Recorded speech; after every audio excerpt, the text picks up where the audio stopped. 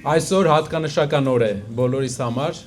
ընդհանրապես հայ ազգային հատվածի համար, ով որ հույս ունի Հայաստանում, որ մեծ փոփոխություններ են լինելու, ով չի տեսնում Հայաստանի այս զարգացման մեջ ճիշտ ուղի, ով տեսնում է, որ մեզ պետք են փոփոխություններ, որ կարողանանք ավելի ակտիվ զարգանանք։ Շատ ենք մենք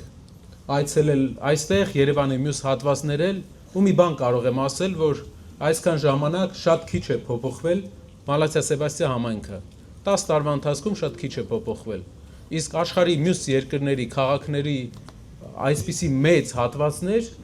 շատ հեղափոխական փոփոխություններ են ապրել։ Դրա պատճառը մեկն է, որ երկրի ղեկավարությունը պետք է ոչ թե գնա քահանաների հետ կռվի, ոչ թե թմբուկ նվագի, ոչ թե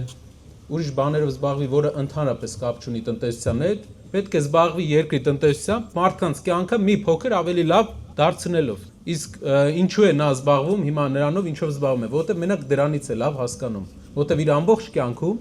նա զբաղվել է հակադրություններով, մարդկանց անվանարկելով, մարդկանց հանդեպ բացասական հույզեր առաջացնելով։ Իսկ ինչով է զբաղվել Սամվել Կարապետյանը։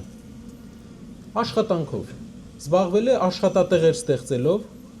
իր ամբողջ կյանքը զրոյից նա ստեղծել է աշխատատեղեր, մարդկանց համար լավ բաներ է արել։ Եթե նայում ենք մարդկանց անցած ճանապարհը, մենք կարող ենք ասել, թե հետագայում ինչ է անելու։ Դու չես կարող 30 տարի մի ձև ապրես, դրանից հետո 10 տարի ուրիշ ձև։ Ինչպես ապրում ես, նույն ձև շարունակելու ես, իհարկե ավելի մեծ մասշտաբով, քանի որ պետությունը, քո ժողովուրդը քո կողքին է լինելու։